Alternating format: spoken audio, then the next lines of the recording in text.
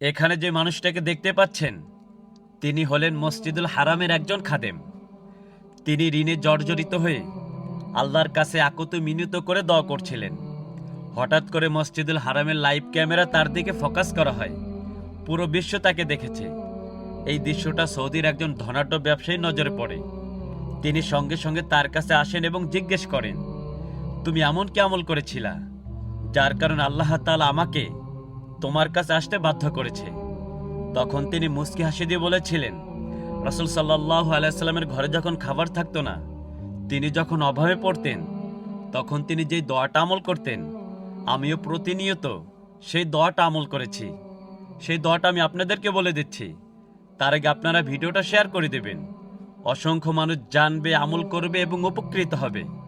দোয়াটা হলো, আল্লাহুম্মা ইন্নী আসআলুকা মিন ফাদলিকা ওয়া রাহমাতিকা ফাইন্নাহু লা ইয়ামলিকুহা ইল্লা আনতা।